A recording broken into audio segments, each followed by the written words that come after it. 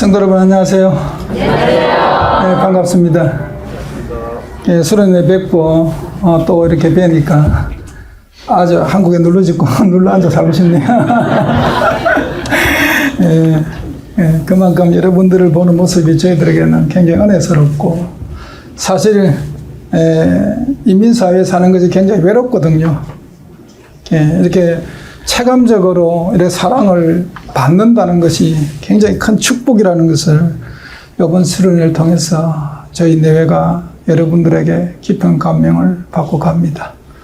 오늘 제가 여러분들에게 전하고 싶은 말씀은 제가 이 수련회를 통해 가지고 한국에 머무는 동안에 꼭 전해드리고 싶은 말씀을 하나님께서 하나님께 달라고 제가 무릎 꿇고 거의 한 2달 정도 기도했을 거예요.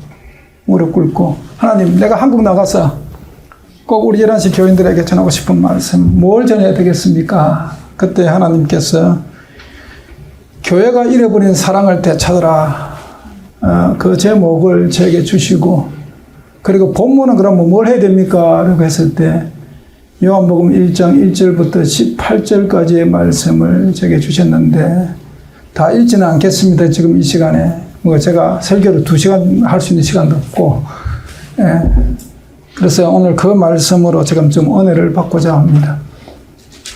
우리 인간이 가지고 있는 언어 중에서 어느 누구든지 간에 가장 듣기 좋아하는 말, 또 듣고 싶어 하는 말이 사랑이라는 단어입니다. 그렇죠?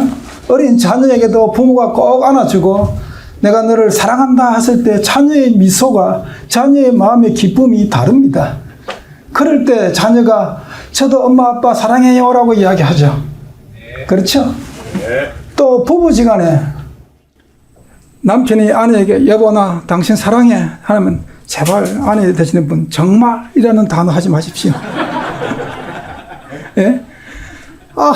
남편이 아내에게 사랑 고백을 합니다.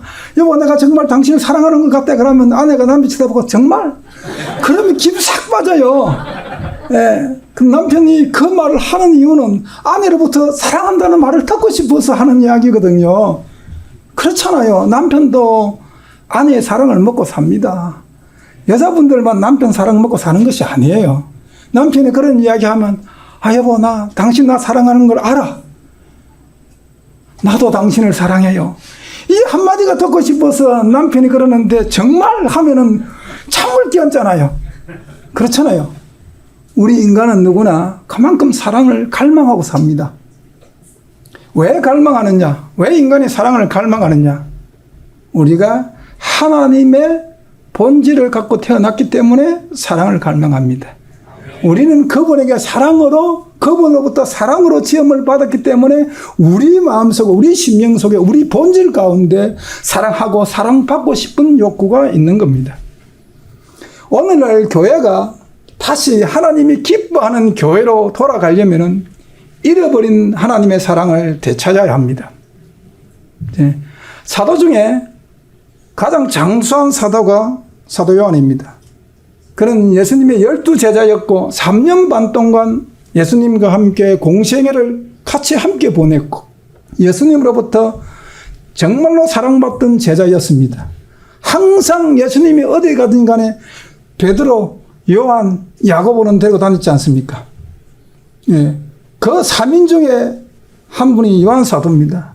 예수님의 사랑을 정말 많이 받았고, 그리고 어떤 사도보다 예수님의 사랑을 깊이 깨달은 사도가 사도 요한입니다.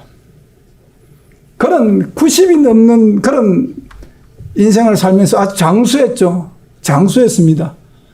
특별히 제가 볼 때, 성경을 볼 때 사도 요한이 하나님의 사랑을 정말, 예수님의 사랑을 정말 그 심령 속에 새기는 그 기간은 밤모습 같아요. 밤모습에 사도 요한을 찾아오는 그 예수님과의 만남은 사도 요한에게 엄청난 그런 하나님의 사랑을 개인적으로 체험하는 그런 순간이었을 것입니다. 그거는 어떤 거하고도 바꿀 수 없는 값진 체험이 있고, 그 체험, 예수님이 우리를 사랑한다는 그 체험을 기록으로 남긴 책이 계시록입니다. 계시록은 우리들에게 하나님의 위엄과 심판의 두려움을 주기 위해서 쓴 책이 아닙니다. 계시록은 우리에게 하나님이 얼마나 우리를 사랑하는가를 알게끔 하기 위해서 주신 책이 계시록입니다. 하나님이 우리를 사랑하기 때문에 우리 영혼이 하나님의 뜻 안에 다시 돌아오게끔 하기 위해서 이 장장한 대예언의 책을 기록한 것입니다. 예. 그런데 그래서 사도 요한이 밤모섬에서 풀려나가지고 에베소서 인생을 마치죠. 삶을 마감합니다. 그 사도 요한의 마지막 설교가 형제들이여 서로 사랑하라는 겁니다. 그분은 평생 사랑을 전하다가 목회 삶을 마감하신 사도입니다. 왜냐하면 받은 사랑이 너무 크기 때문에 그걸 전하지 않고는 그분의 삶을 살 수가 없었던 것입니다. 예. 그런데 초대교회가 이제 사도 요한이 죽고부터 이 사랑을 잃어버립니다. 그 무한한 사랑, 사도 요한으로부터 예수님을 만난 생생한 체험의 그 간정적인 설교가 사도 요한이 죽고 나서 그 설교가 교회에서 사라집니다. 그 설교가. 여러분, 기독교는요, 사랑이 없으면 일반 종교하고 똑같은 거예요. 기독교는 일반 종교하고 다른 겁니다. 예, 기독교를 일반 종교제에 포함되는 것은 기독교를 모욕하는 거예요. 저는 그렇게 생각합니다. 기독교는 일반 종교와 다른 종교예요. 예, 기독교는 사랑의 종교이기 때문에 다르는 겁니다. 예, 그래서 사도 요한이 죽고 나서 처음 우리 7교회, 지금 우리가 살고 있는 교회는 뭐 라오디아 교회 시대에 살고 있죠. 그러나 사도 요한이 죽고 나서 맞이하는 교회, 에베소 교회 시대입니다. 에베소. 그 에베소 교회를 지척하는 예수 그리스도의 말씀이 뭡니까? 첫사랑을 회복하라는 겁니다. 첫사랑을 회복하라는 겁니다. 제가 여러분에게 묻습니다. 이렇게 다 이제 기혼이시니까, 또 물론 미혼도 계신 죄송합니다만 다 기혼. 미혼을 시켜라 하잖아요. 여러분 신혼 때 얼마나 사랑했습니까? 결혼하기 전에 나 당신 없으면 이 세상 살 그런 힘이 없어. 내가 당신 없으면 이 세상을 어떻게 살아가? 이런 그런 진실된 사랑을 하다가 결혼하고 몇 년 있다가 당신 때문에 못 살아.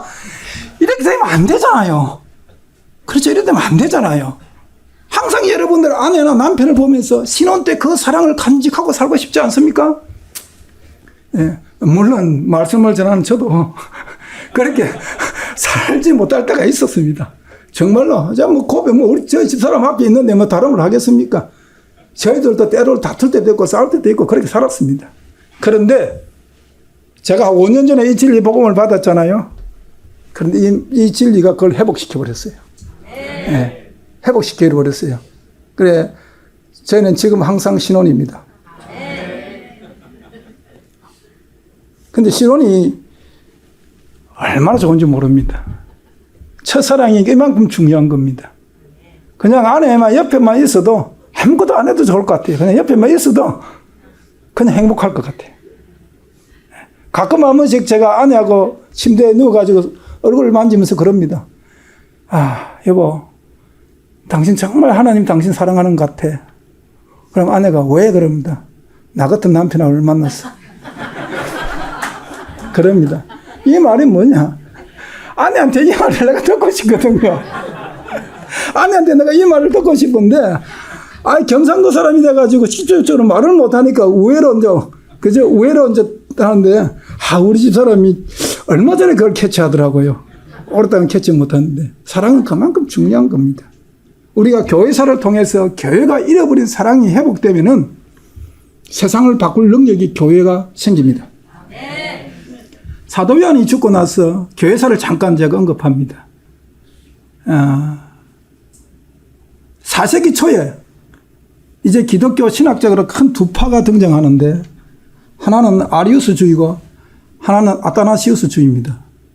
근데 아리우스주의가 이제 큰 교회 문제를 일으키는데 아리우스주의, 왜냐면 초대교회의 신학의 논쟁은 딱 하나입니다. 예수님의 정체성을 어디에 둘 것인가? 예수님의 정체성을 어디에 둘 것인가? 그것까지 논쟁을 벌였거든요. 예. 그러면서 본질의 사랑이 빠져나가 버립니다.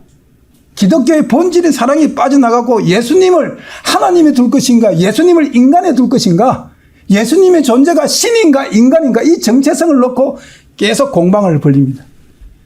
그때 아리우스라는 사람이 뭐라고 이야기하느냐 하면, 예수님은 신도 아니고 하나님도 아니고 인간도 아니고 그냥 중간 상태다, 이렇게 이제 주장을 하죠.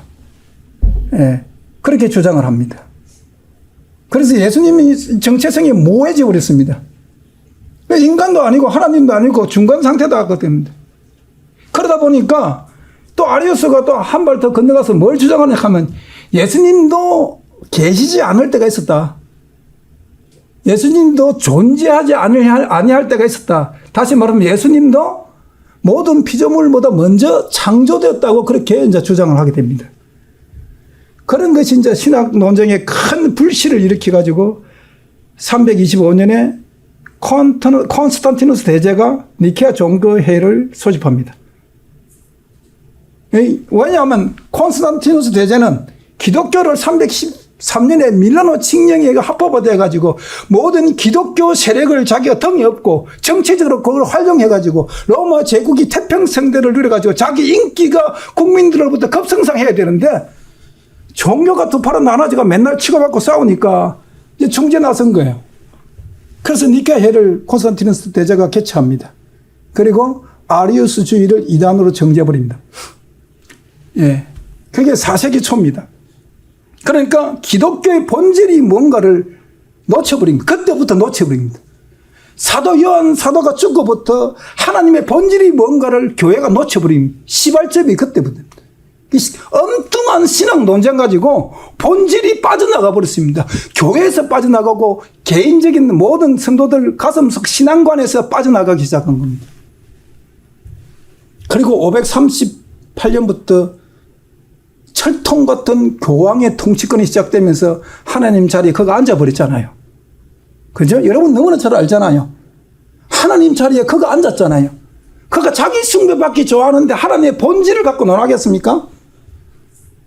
교리로, 교권으로 자기를 신격화하는데 모든 신학이 초점 맞춰져 버렸습니다. 그래서 기독교의 본질인 사랑은 빠져나가 버립니다. 엄청난 죄가, 사랑이 빠져나가면서 교회에 덮쳐오고 교인들도 세속적인 삶을 사는데 전혀 부담감이 없는 그런 신앙관이 만연한 시대가 되어버립니다. 그리고 1517년 10월 31일에 종교개혁이 일어납니다. 그런데 그 종교개혁의 최고로 중요한 테마가 뭐냐면 행위로 구원받는 것이 아니고 믿음으로 구원받는다 였습니다. 이거 하나 정립하고 세우기에 종교개혁자들은 바빴습니다. 행위로 구원받는다는 천주교 교리가 전 유럽을 강타했는데 그 천년이라는 기간 동안에 뿌리 깊은 그 교리를 다시 뒤바꾼다는 죄송합니다. 뒤바꾼다는 것은 제가 항상 이게 커가지고 뒤바꾼다는 것은 결코 쉽지 않았습니다.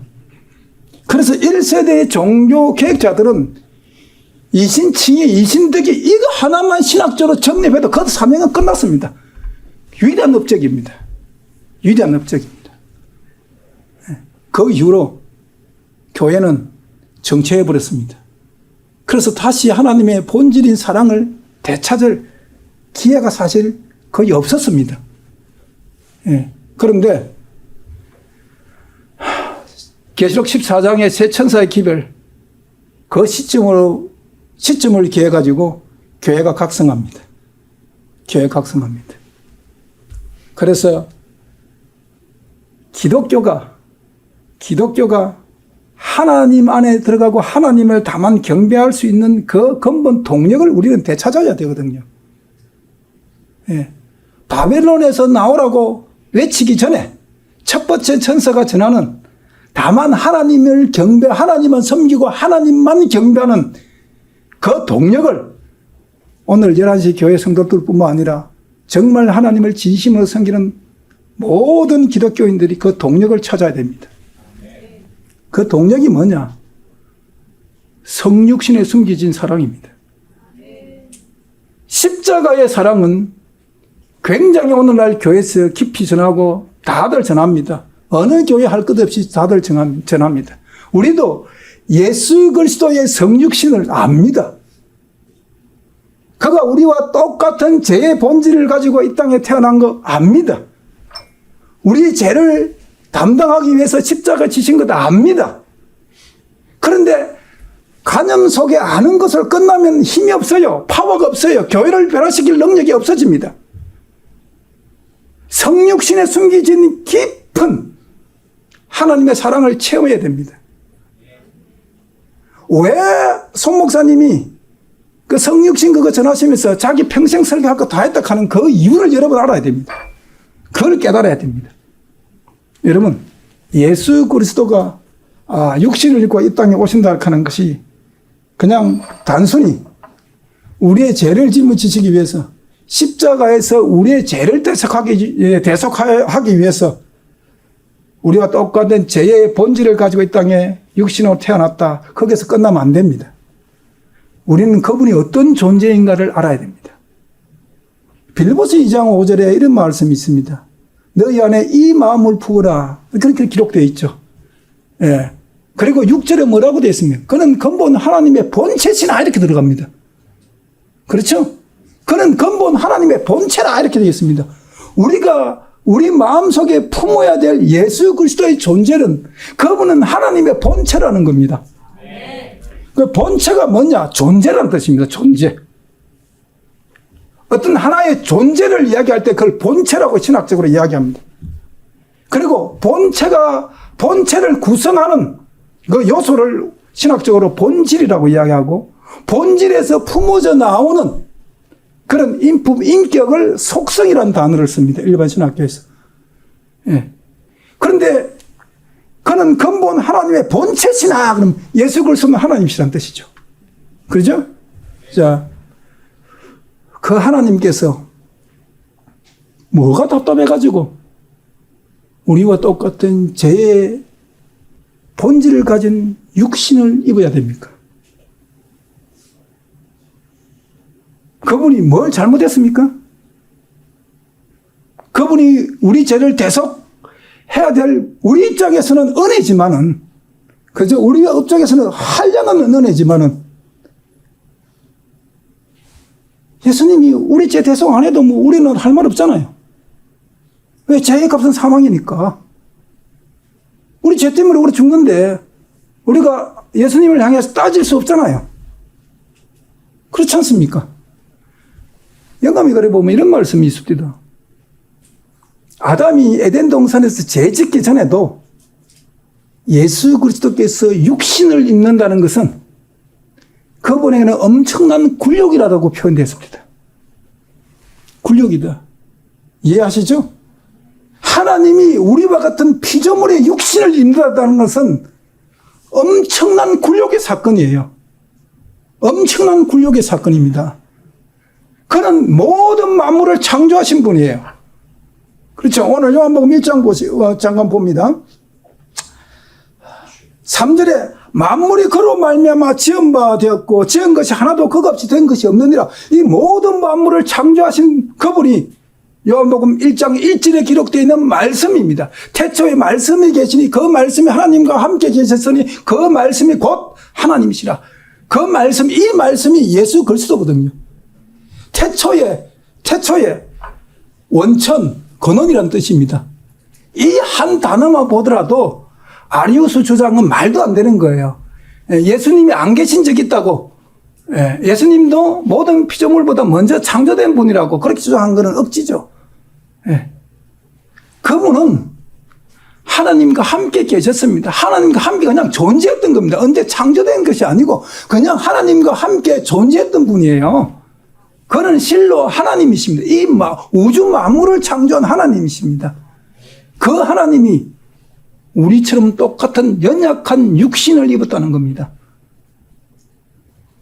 그것도 우리가 죄 짓기 전의 모습의 육신을 입은 것이 아니라 인간의 죄 지은 후의 육신의 모습을 입었습니다.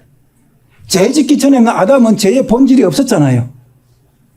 우리는 선악과 사건 이후로 우리는 태어날 때 죄인으로 태어나지는 않습니다만은 아담의 유전자 DNA 때문에 죄의 본질은 가지고 태어나지 않습니까? 예. 아니, 아담이 죄 짓기 전에도 육신을 입는 것은 그분에게는 엄청난 굴욕인데, 죄 지은 후에 죄의 본질을 가진 우리와 같은 육체를 입는다 하는 것은 이거는 상상할 수 없는 굴욕인 것입니다. 이러면 한번 생각을 해서 상상할 수 없는 굴욕입니다. 그런데 그분이 입으셨다는 겁니다. 누구를 위해서요? 여기서 대답은 우리를 하면 안 됩니다. 나를 위해서. 나를 위해서. 그 사랑을 어디다 비교할 수 있겠습니까? 어디다가 그 사랑을 말로 표현할 수 있겠습니까? 표현할 수 없는 겁니다. 기독교가 일반 종교하고 다른 것은 여기에 있는 겁니다. 성육신의 신비, 이 무한하신 하나님의 사랑, 이것이 일반 종교하고 다른 겁니다. 일반 종교는요, 인간이 그 종교를 가야 됩니다. 걸어가야 됩니다. 불교만 하더라도 도를 찾아야 되고, 도를 터득해야 되고, 도를 수도해야 되고, 예, 락도, 전도, 불교의 5단계가 그렇거든요. 구도, 도를 찾아라. 덕도, 도를 터득하라는 겁니다. 터득했으면 수도, 그 다음에 그 도의 나를 내가 가야 되는 겁니다. 그 도 안에 내가 구속돼야 됩니다. 그러면 락도, 즐거움을 가질 수 있다. 그러고 나서 전도하라는 거거든요. 그런데 기독교는 다릅니다. 그런 일반 종교하고 다릅니다. 갭이 엄청납니다. 기독교는 그분이, 진리신 그분이 우리와 연약한 육체를 입고, 그것도 죄가 만연한 이 세상에 예수님이 이 땅에 오신 그때 당시는 약 지구 역사가 4000년이 지났지 않습니까? 그때 당시는요, 헬라 철학에 이원론이 들어가가지고 육체가 저지른 죄는 죄로 여기지 않을 때입니다. 이 사람이 어떤 존재인가? 영혼이 나라는 존재입니다. 영혼이 나라는 존재이기 때문에 육체는 나라는 존재가 아니라는 걸 생각을 헬라 철학이 팽배할 때입니다. 그래서 그 사람들은 죄를 지어도 죄에 대한 감각이 없을 때입니다. 그래서 처벌 두는 게 당연한 겁니다.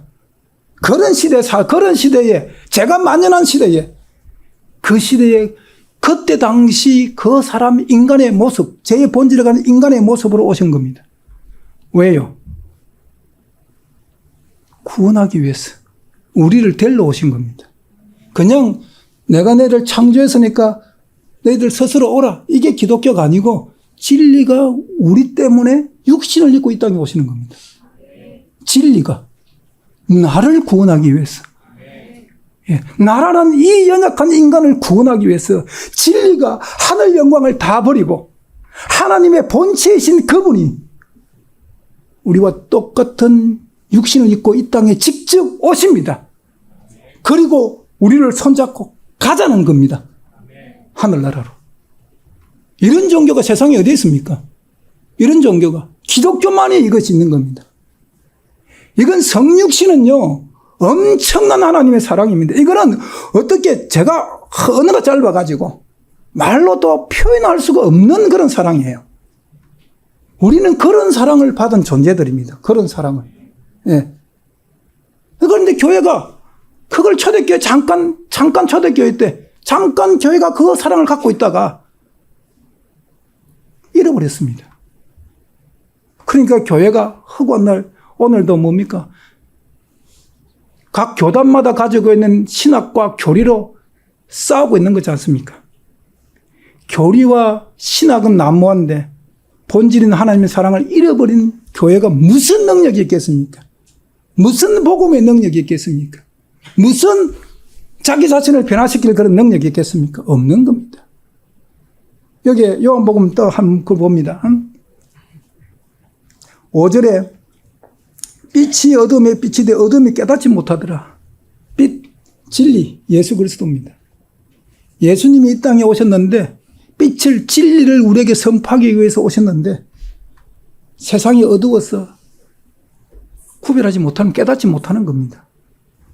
오늘날 이 현상이 주님 재림이 임박한 이 시대에 그대로 세상은 말할 것도 없고 교회가 지금 이 안에 들어가 있는 겁니다. 교회가. 뭐 세상에 이게 빛을 깨닫지 못하는 것은 그냥 당연한 겁니다. 그건 당연한 거예요. 네. 그런데 하나님을 아버지라 부르고 하나님을 섬긴다는 교회가 이 진리의 빛을 받아들이지 못하고 어둠에 지금 남아있는 겁니다. 여러분, 예수님이 이 땅에 왜 오셨는가? 왜 오셨는가? 자, 14절에, 요한복음 1장 14절에, 말씀이 육신이 되어 우리 가운데 거하심에 그분이 우리와 영원히 함께 있기 위해서 오신 겁니다.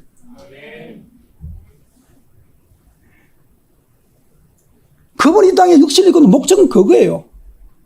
우리와 영원히 함께 있기 위해서. 우리가 지금 이 땅의 육신의 삶은 길어봐야 100년입니다. 뭐 장수, 제가 많이 양보해가지고 장수해도 뭐 120년 산다고 가정합시다. 그 영원한 삶에 비하면은 공중에 점 하나 찍는 것밖에 더 되겠습니까? 그 시간이. 그것도 안 되죠. 솔직히. 그런데 예수 그리스도가 이 땅에 오신 목적은, 육신을 입은 목적은 우리와 영원히 거하기 위해서, 여러분과 영원히 거하기 위해서. 이걸 어떻게, 이게 사랑을 어떻게 표현해야 됩니까? 전 성도 여러분. 이 사랑을 어떻게 여러분 표현해야 되겠습니까? 무슨 말로 이 사랑을 표현할 수 있겠습니까? 이 사랑을. 이게 하나님의 사랑입니다. 이게 예수 그리스도의 사랑입니다. 이 사랑이 회복되지 않으면요, 여러분 진리 못 증거합니다. 마지막에 서임받기를 원하시면 이 진리의 뜻을 깨달아야 됩니다. 하나님의 성육신 속에 숨겨져 있는 무한하신 사랑을 깨달아야 됩니다. 이거 깨닫지 못하면 전하는 메시지가 능력이 없습니다. 사랑의 근본은 여기서 출발하는 겁니다. 여기서 출발한 겁니다. 우리가 하나님의 사랑을 간직하고 하나님의 사랑을 전할 수 있는 근본 시발점이 뭐냐? 성육신의 사랑, 그 안에 숨겨진 하나님의 무한한 사랑을 깨닫는 데서 출발하는 겁니다. 이것이 오늘날 교회가 잃어버린 겁니다. 이거 다시 되찾아야 됩니다. 여러분, 너점비 성령 받으시고 싶죠? 저도 그렇습니다. 왜 받고 싶어 합니까? 너점비 성령 받고 싶은 목적이 뭐예요? 그렇죠. 100점 만점에 120점 줘야 됩니다. 예. 마지막 사역, 복음 증거하겠습니다. 그러면 복음은 성경의 지식으로 전하는 것이 아니고 하나님의 사랑으로 전하는 겁니다. 하나님의 잃어버린 이 사랑을 찾아야 합니다. 여러분, 성육신에 숨겨진 이 무한하신 사랑, 그분은 본체예요. 하나님의 본체라니까요. 그런데 그분이 말씀이 육신이 되어 우리 가운데 오셨어요. 왜? 우리와 영원히 거하기 위해서. 여러분과 저가 죽을 수밖에 없는 죄인일 때 우리를 구원하기 위해서 오신 겁니다. 이 사랑, 이 사랑, 제가 정말 가슴은 원이로 돼 언어가 짧아서 말로 다 표현하지 못하는 이 깊은 사랑을 깨닫지 못하면은 십자가를 지신 예수님의 사랑이 희석되어 버립니다. 예수님의 사랑이 희석된다고요. 그냥 예수님이 내 죄를 대속하기 위해서 십자가를 쳤다, 그렇게 관념 속에 십자가 사건이 묻혀버리는 겁니다. 그 위대한 십자가의 사건이 묻혀버린다고요. 그 십자가의 위대한 예수 그리스도의 사랑이 여러분의 폐부를 깨뚫으려면 성육신의 사랑이 근본적으로 우리 심령 속에 자리를 잡고 그것이 확고부동하게 깨달아질 때에 십자가의 사랑이 내 속에서 역사합니다. 십자가는 능력이 있는 겁니다. 십자가는 죄를 이기는 능력이 있고 복음을 전할 능력이 어디서 나오느냐? 십자가에서 나오는 겁니다. 그런데 그 십자가를 져야 되는데 십자가를 질 수 있는 능력은 성육신의 사랑을 깨달을 때 나오는 겁니다. 이거 모르면 안 됩니다. 예. 오늘날 그냥 일반 교회에서 예수님이 나의 죄를 지시기 위해서 십자가에 돌아가셨다. 아멘, 아멘 합니다. So what? 그래서 뭐 어쨌다는 거냐? 그 다음 답을 못 하죠. So what? 그래서 뭐 어쨌다는 거냐? 십자가의 사랑이, 그 사랑이 극대화되고 내 신앙관에서, 내 신앙관 속에서 뿌리 깊고 내 신앙관이 흔들리지 않는 신앙관의 그 십자가 사랑을 십자가의 사랑에 묻으려면은 성육신 사랑을 먼저 깨달아야 됩니다. 여러분, 이 11시 교회 잘나서 오신 분이 있습니까? 잘나서 오신 분이 있어요? 저도 못났습니다. 못났기 때문에 세상에서 내세울 거 없기 때문에 잘난 것이 전혀 없기 때문에 하나님이 부족한 저를 들어서려고 부르셨습니다. 여러분도 마찬가지입니다. 저뿐만 아니라 11시 교회 모든 교인들은 다 하나님이 여러분들을 쓰시고자 부르신 거잖아요. 그죠? 근데 언제 씁니까? 하나님은 언제 씁니까? 누구를 쓰겠습니까? 자기 사랑을 깨닫는 자를 씁니다. 그리고 이 성육신의 사랑과 십자가의 사랑을 깨달은 그 성도들은 성령님께서 우리와 함께 해주신다는 그 사랑도 깨닫습니다. 예, 이게 첫 단추가 안 끼워지면요, 여러분, 성령님께서 나와 동행해 준다 하는 거, 이거 진짜 일반 종교에서는 꿈도 못 꾸는 거 아닙니까? 일반 종교에서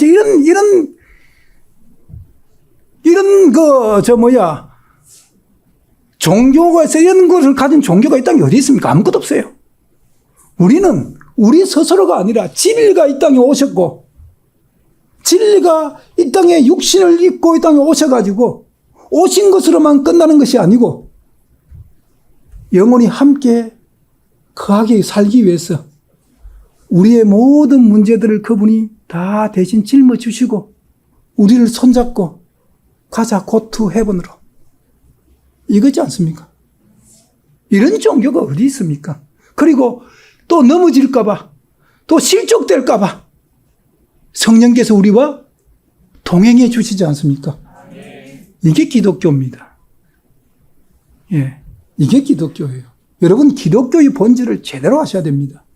기독교의 본질은, 나는 손 목사님이 왜 그렇게 강조하는지 설교는 들었는데 깨닫기는 몇 달 전에 깨달았습니다. 깜짝 놀랐습니다. 그래, 이게 기독교 사랑의 시발점이구나. 여러분, 하나님이, 그 존재가, 본체이신 하나님이 우리와 똑같은 육신을 입고 이 땅에 오신 것, 말씀이 육신이 되어 이 땅에 오신 것, 그거 하나만으로도 우리는 하나님 은혜에 감당할 길이 없는 겁니다. 무엇으로 그 은혜를 보답하고 무엇으로 그 은혜를 감당할 수 있겠습니까? 그 하나로. 예. 그런데 십자가의 대속 사랑을 또 주시고 성령께서 우리와 동행하는 사랑을 또 주시고, 여러분은 로또 맞은 것이 아니라 여러분은 그냥 이 세상에서 어떻게 표현해야 되나, 그냥 수지 맞았다 하는 단어로서는 그 하나님의 사랑을 표현할 수가 없어요. 예. 이거는 완전히 수지 맞을 정도가 아니고, 그냥 우리나라 속담에 이런 말이 있죠. 호박이 넝굴째 굴러왔다, 이런 속담을 한 거 말씀인데, 이거는 호박이 넝굴째 굴러온 것이 아니고 호박이 밭에 굴러온 겁니다. 예. 호박이 밭에 굴러온 거지, 이게 무슨 넝굴째 굴러온 거예요? 여러분이 예수님 위해서 뭘 하실 수가 있습니까? 여러분이 여러분의 죄를 담당하기 위해서 여러분이 뭘 감당하실 수가 있습니까? 우리는 우리 죄를 담당하기 위해서는 아무런 능력이 없습니다. 우리는 그저 내가 주여 하고 무릎 꿇는 그 순간 하나님의 사랑으로 우리를 온전케 하시는 겁니다. 그게 무한하신 사랑입니다.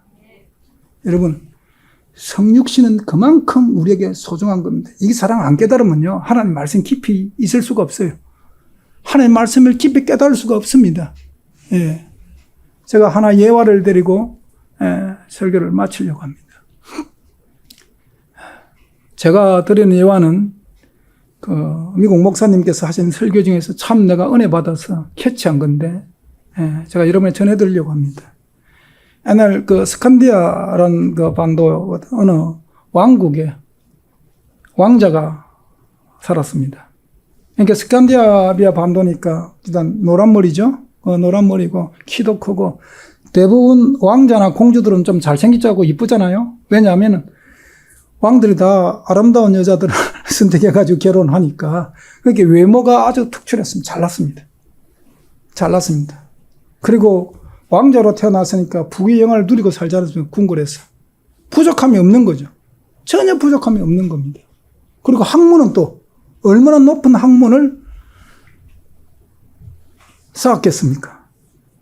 근데 그분이 이제 그 왕자가 장성해가지고 결혼을 해야 되는데, 배필을 찾아야 되는데, 왕궁에서 찾아보니까 왕궁에 세련된 여자는 참 많아요. 그러니까 학식 있는 여자들은 참 많아요. 처녀들은 참 많아요. 그런데 이 왕자가 원했던 자기 신부감은 아주 순수한 사랑을 원했던 것. 아주 순수한 사랑. 예.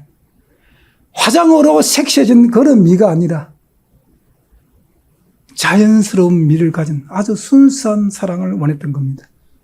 그래서 마차를 타고 밖에 나다니다가 왕궁에서 관리하는 그 밭에서 일하는 처녀를 발견하게 됩니다. 그는 아주 가난한 처녀였습니다. 옷도 다 헤어진 옷을 입었습니다. 그렇게 계속 그 여자를 관찰합니다. 정말 내 배필로서 저 여자와 결혼할 것인가 살펴보는 거죠. 계속 살펴봅니다. 몇 달을 계속 살펴봅니다. 시간 날 때마다 궁궐을 나가가지고 그 여자를 관찰합니다. 그런데 그 여자가 너무나 순수하고 너무나 아름다운 겁니다. 그래서 이제 저 여자와 결혼을 해야 되겠다라고 생각을 하고 어떻게 할까 깊이 생각을 합니다. 자가 왕자라는 신분을 밝히면 여자가 두려움을 느낄 수도 있고 겁을 먹을 수도 있지 않습니까? 자기는 아주 정말 가난해서 좀 이렇게 걸레 같은 옷을 입고 사는데 그 왕자는 엄청나게 아름다운 옷을 입고 올 거 아닙니까? 그러면 그 순수한 처녀가 두려울까봐.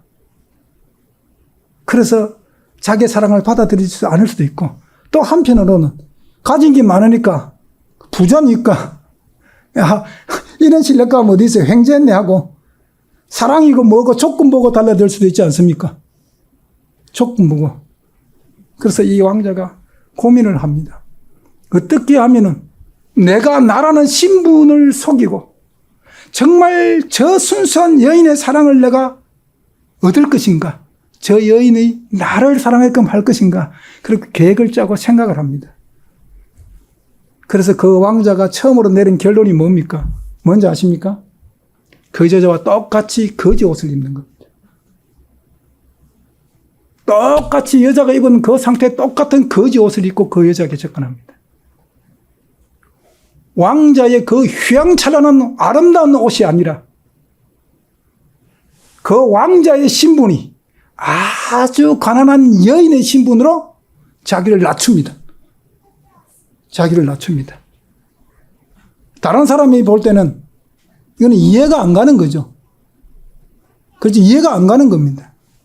그 왕의 명령으로 그 나라에 있는 아름다운 여자들 다 불러 모아가지고 간택할 수 있지 않습니까? 그러나 그걸 선택하지 않았습니다. 그리고 거지 복을 입고 그 여자에게 가는데 접근했는데 자기는 평생 농사 지어본 경험이 없으니까 농사 기술로서 그치 할 수는 없고 그래서 상인으로 변장해가지고 그 여자 옆에 다가갑니다. 그리고 그 여자가 필요한 농기구들을 이렇게 갈아주고 이렇게 합니다. 그러면서 말을 붙입니다. 예. 그리고 이제 대화를 하고 그래서 교제가 시작되는 겁니다. 그리고 그 여인을 얻는 겁니다. 여러분, 그 왕자가 그 여인을 아내로 맞이하기 위해서 그 순수한 사랑을 얻기 위해서 가장 용기 있는 결단이 뭡니까? 거지 옷을 입는 겁니다. 자기를 낮추는 겁니다. 그만큼. 얼마나 사랑했으면. 여기서 여성 자매님들 많은데 여러분 그런 사랑 위대하죠? 얼마나 고귀한 게 인간의 사랑으로서 그 정도면 정말 고귀한 사랑이지 않습니까? 예. 자기를 낮추어서 그 여인의 레벨로 내려가는 겁니다. 그리고 거기서 그 여인과 똑같은 한 걸음씩 내딛어서 그 여인을 왕궁으로 데려오는 겁니다. 그 사랑을 얻는 겁니다. 여러분, 우리 예수님의 성육신은 이거하고 비교가 안 되는 겁니다. 우리 예수님의 성육신은 왕자가 거지 옷을 입고 그 처녀에게로 다가간 그 사랑하고 비교가 안 되는 겁니다. 왜? 왕자와 처녀는 똑같은 인간이에요. 그죠? 그러나 예수 그리스도와 우리는, 그분은 하나님이고 우리는 피조물이에요. 우리는 그분에 의해 창조된 피조물이에요. 그죠? 예수님께서 우리를 창조하셨습니다. 예. 골로새서 1장 16절에도 모든 만물이 그로 말미암아 창조되었다고 기록되어 있습니다. 그분은 우리를 지은 창조주예요. 그 창조주가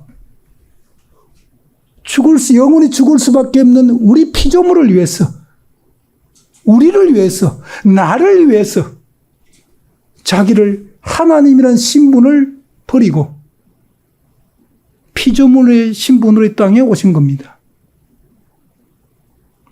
이거 얼마나 위대합니까? 이런 사랑이 어딥니까? 이런 거는 소설책에도 없는 거예요. 뭐 로미오와 줄리엣 위대한 사랑이라고 여기는 게임이 안 되는 거죠. 여기는 게임이 안 되는 거예요. 예수님이 우리를 사랑한 그 사랑에 로미오와 줄리엣 사랑은 게임이 안 되는 거예요. 예. 찰스 디킨즈의 두 도시 이야기 여러분 읽어보신 분 있을 거예요. 사랑한 사람을 위해서 사랑하는 여인이 사랑하는 그 남자를 대신해서 죽는 그 사랑.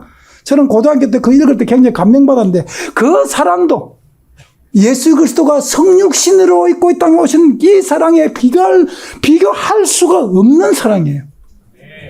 저게 하나님이 무한하신 사랑입니다. 그분이 그 성육신 사랑이 우리를 손잡고 하늘나라를 데려가는데 우리가 해결돼야 될 문제들을 다 해결해 주시면서 데려가십니다. 우리의 죄의 문제를 그분이 직접 우리의 죄의 값을 지불해 주시고 그분의 피를 흘려주시고 그분의 보혈로 우리를 덮어주시면서 우리를 손잡고 가자. 내가 너희를 위해서 하늘나라를 예배했다고 여러분과 저의 손을 잡고 가는 겁니다. 이 사랑을 어디에 비교할 수 있겠습니까? 이 사랑을 어떻게 비교할 수 있겠습니까? 성육신도 위대한 사랑인데 십자가에서 그분의 피와 물을 우리를 위해 다 쏟아시는 겁니다. 우리는 그런 사랑을 입었습니다. 우리는 그런 사랑을 입었습니다. 여러분, 이 성육신의 신비, 이 사랑은 종교 계획 때까지도 어느 누구도 잃어버린 사랑을 되찾으려고 노력한 자가 없었습니다. 네. 우리는 회복해야 합니다. 우리는 이거 되찾아야 됩니다. 교회가 교회다워지려고 하면은 하나님의 본질인 사랑으로 돌아와야 되는데 그 사랑의 첫 시발점이 성육신이 우리에게 주는 하나님의 무한하신 사랑을 깨달아야 됩니다. 교회가 반드시 이 마지막 시대에 되찾아야 될 사랑입니다. 여러분 개인이 반드시 마지막 이 시대에 소유해야 될 사랑입니다. 이 사랑 없이는 여러분 7번째 재앙을 어떻게 견딜 겁니까? 이 사랑 없이면 여러분 어떻게 가서 하나님의 말씀을 담대히 전할 겁니까? 여러분의 생사 여탈권이 달린 그런 위협 속에서 오직 진리의 복음을 위해서 순교, 정인의 삶을 어떻게 살겠습니까? 이 사랑을 간직한 자는 사망이 두렵지 않습니다. 이 사랑을 간직한 자는 어떤 고난이 와도 십자가를 질 수 있는 능력이 나오는 겁니다.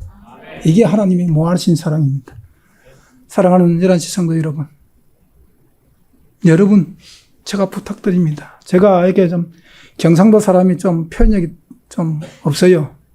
또 제 성격이 좀 직설적이라서 아름답고 우아하게 이렇게 포장을 잘해서 설교를 해야 되는데 그게 참 저한테 잘 안 맞아요.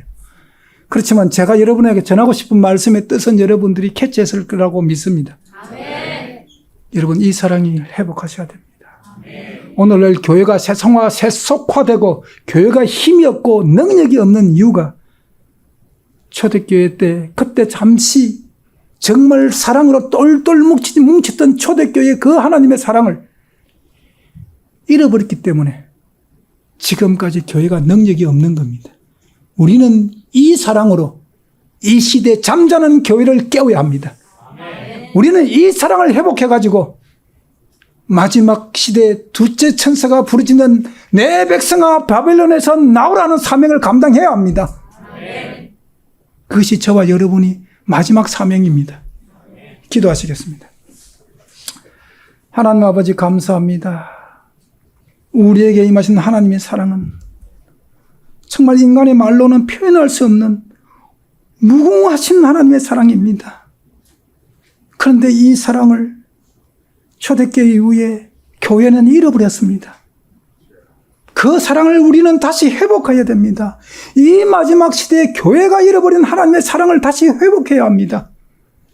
그 사랑을 회복하는 그 첫 번째 첫 발걸음이 성육신 속에 숨겨져 주신 하나님의 무한하신 사랑을 우리가 깨닫는 것입니다.